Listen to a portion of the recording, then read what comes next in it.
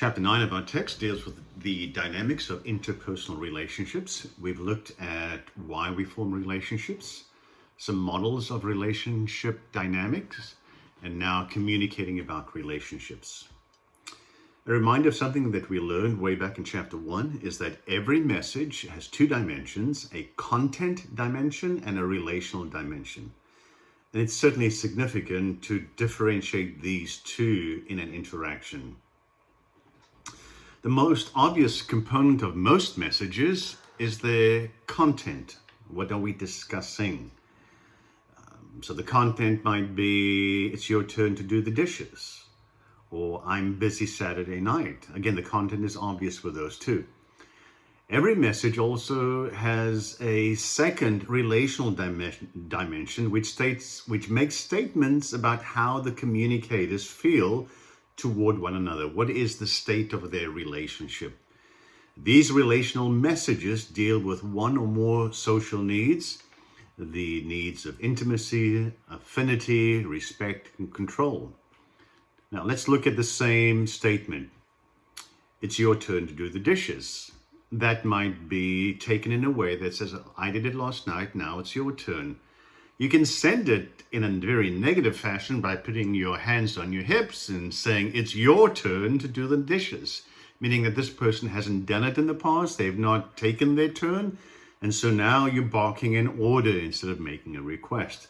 And so the relational dimension tells you about the state of the relationship in this particular interaction. So how are these relational messages communicated then? They're usually expressed non-verbally, often through tone of voice. Sometimes they're expressed directly verbally, but it's usually the non-verbal tone of voice and the facial expression that lets you know how to take this, how to accept the content of this message. So it's always good, as you try to read non-verbal cues, it's always good that you don't jump to conclusions, but it's good to verify the accuracy of your interpretation of the relationship at this point in time with the other person. So not all relational messages are nonverbal. Some are referred to as meta communication. When we talk about how we are communicating, that's what meta communication is. It is communicating about how we communicate. So when we say in a relationship, I wish you wouldn't use that tone of voice with me, we are meta communicating. Or I appreciate how honest you are in your conversation with me, we are meta communicating. Even though it's very important, meta communication is very important, it isn't a common feature of many relationships. People just don't talk about how they talk to each other. People are reluctant to discuss the state of their current relationship and the rules or norms that govern their lives together. But there comes a time when it is necessary and important to talk about what is going on between you and the other person, either verbally or non-verbally. A related concept is what scholars call relational work. This kind of meta-communication focuses specifically on relationship problems. So here's where partners talk specifically about the issues that directly are confronting them. They might air those problems to friends. Hopefully they don't. It's no surprise that discussing relational troubles with others to the exclusion of doing so with one's partner is going to be harmful to that relationship in the long term. So we are involved, or we should be involved in maintaining and supporting our relationship. So what do we do for relational maintenance, right? To maintain that relationship. And that certainly is an important part of interpersonal communication. Maintenance keeps the relationship running smoothly and satisfactorily. So think of a car. Car needs maintenance or else it will break down. Same thing with a relationship. So there's several strategies that you can use to keep your interactions satisfying. One is being positive, keeping the climate polite and upbeat, avoiding criticizing each other. Openness, and that is being transparent about the nature of the relationship, disclosing your personal needs and your concerns.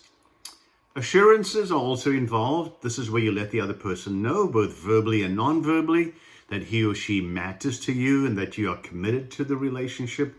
Social networks, and that is being invested in each other's family and friends.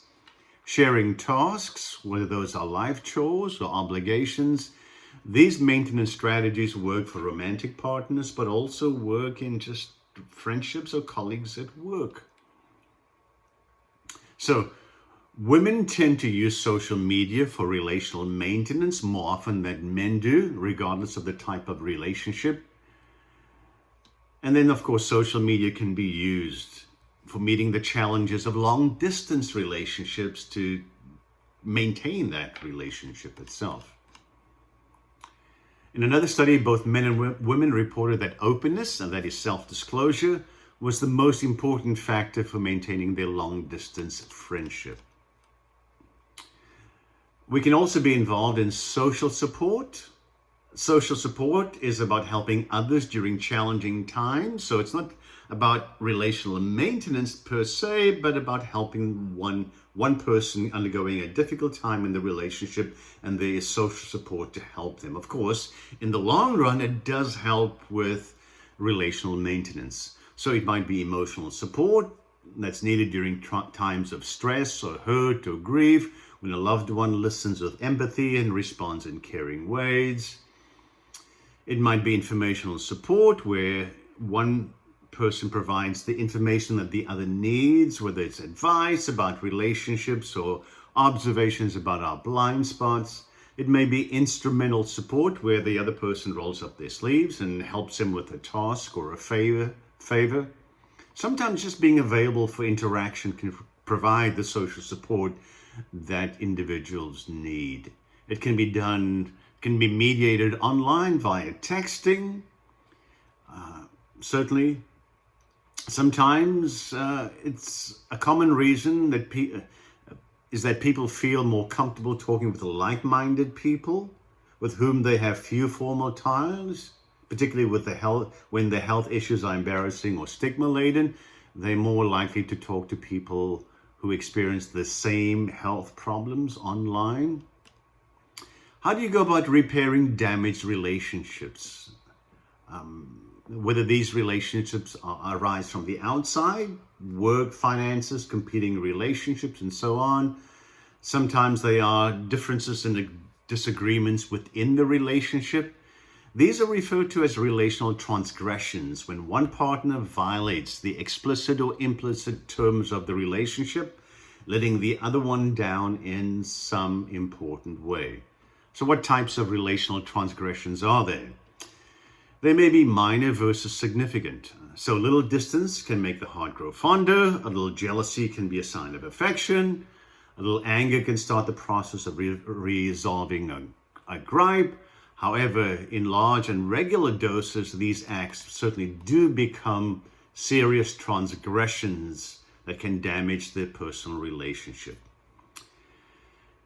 Sometimes it's social versus relational. Some transgressions violate social rules shared by society at large. Almost everyone would agree that ridiculing or humiliating a friend or family member in public is a violation of a fundamental social rule regarding saving face. Other rules are relational in nature, unique norms constructed by the people involved. Some are deliberate transgressions and some are unintentional transgressions.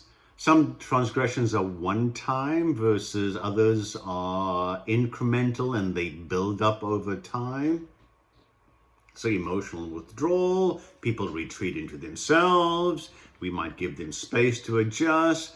But if the withdrawal slowly becomes pervasive, it becomes a violation of the fundamental rule in most relationships that partners should be available to each other. So what do you do when there is a transgression? What are some of the strategies for relational repair? The first step to repairing is to talk about the violation. Clear, assertive I messages are significant when you have been wronged. If you are responsible for the transgression and want to raise it for discussion, you might say, "What did I do that you found so hurtful?" Some transgressions are harder to repair than others. So sexual infidelity and breaking up with a partner were the two least forgivable offenses. The seriousness of the transgression and the relative strength of the relationship prior to the offense are the two most significant factors in whether forgiveness will be granted. So a good apology is like an antibiotic. A bad apology is like rubbing salt in the wound. So the top three things that people look for in an apology in order of importance are: acknowledge that you're responsible, say it was my fault, I acted like a jerk. 2, offer of repair, I will fix what I did and make things right. 3rd is the expression of regret, I'm really sorry, I feel awful for letting you down. So even if you offer an ideal apology, it may be unrealistic to expect immediate forgiveness, especially with severe transgressions. So expressions of regret and promises of new behavior will only be accepted conditionally, with the need for you to demonstrate over time that you have changed. So forgiving transgressions certainly is the important thing. It has personal and relational benefits. It will restore damaged relationships.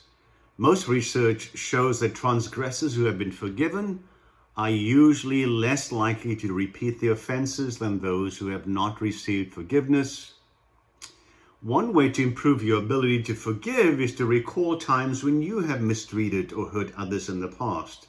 In other words, to remember that you too have wronged others and needed their forgiveness helps you to become more forgiving.